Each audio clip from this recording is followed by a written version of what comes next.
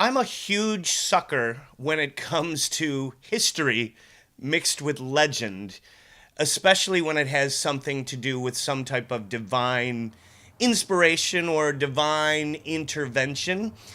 So, one of those things would be the Holy Grail. The Holy Grail fascinates me, and there's a ton of legend and theories surrounding it. One of the biggest stories that you might remember would be the Da Vinci Code, the book and the movie that by Dan Brown. I believe that was 2002. Those actually spawned. That movie spawned from the legends of the Holy Grail. And so I wanted to do a video series on it and where all the legends and theories come from. Does it exist? Where could it be hidden? Is it in power? In this first video series, I just want to talk about the realm of possibility of the Grail existing. Could there be an item like this out there existing? Now, if you're not familiar with the Grail, it was the cup that was said to be used by Jesus at the Last Supper and bring great healing power if you had a pure soul. So, again, let's just talk about, is there a possibility that this item could exist? And we'll start by looking at the Old Testament.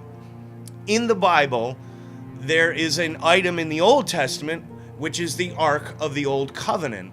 Now, the Ark of the Old Covenant was a box, I guess, that carried the manna, the bread from heaven, the tablets, the Ten Commandments, and Aaron's rod, the head shepherd, his rod that would bring great power. Now, this box, you might remember from Raiders of the Lost Ark, that's what that movie was about. This box gave the Israelites great power. They were carried into battle. One of the most famous stories are the walls of Jericho, and they marched the ark around the walls of Jericho, and on the seventh day the walls fell down. So here's an item in the Old Testament that has great power, right? You couldn't, and very much like the Grail, you couldn't touch it unless you had a pure heart. If you didn't, you'd basically explode. And only the high priest could be in the presence of the ark when it was put into the temple. And they had to, tie a rope to him. And if he didn't have a pure heart, he would die. And then they would have to drag him out of the Holy of Holies with this rope in order to save his body. So here's an item again. Very powerful, magical artifact shown in the Old Testament.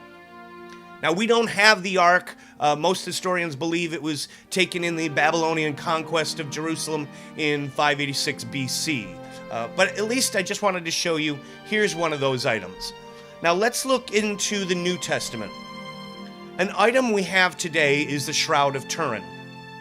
Now, most people believe this is the actual burial cloth of Jesus. There was research done in the 70s. They had a 10-day research project that was done by a bunch of scientists, and what they came to find out, they came to find out that this was carbon dated back to the 13th century, and then later on they found out that all those tests that they did in the 70s were wrong, and the lead researchers in that project have all changed their view and said that this is the genuine article. This is the shroud. This is the actual burial cloth. And again, we didn't know this was the burial cloth. We've had it all along, but we didn't really know it was a burial cloth until a photographer took a negative of this, and we found the image of Jesus burned into the fabric.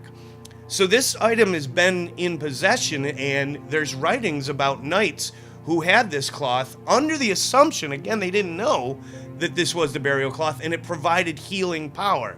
So that can be shown that here again is another artifact that exists that was said to bring healing power, very much like the Ark of the Covenant and very much like the Grail. So it is certainly in the realm of possibility. Now there's a bunch of them. I'm not going to go into them all. One other item is, like, Joan of Arc was said to have found a sword buried underneath a church altar, that God told her to go get this sword, and she used the sword to fight the English in the 100-year War between France and England. So there's another item. What I wanted to show is it's certainly possible that the Grail could exist.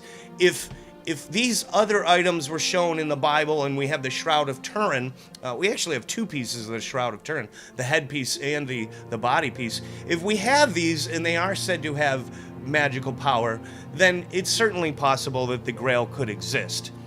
Now, in my next video, I'm going to go into the biblical foundations of the Grail and where that comes from. I hope you enjoyed this video. Please continue watching. If you like this, subscribe to my channel. Thanks for watching.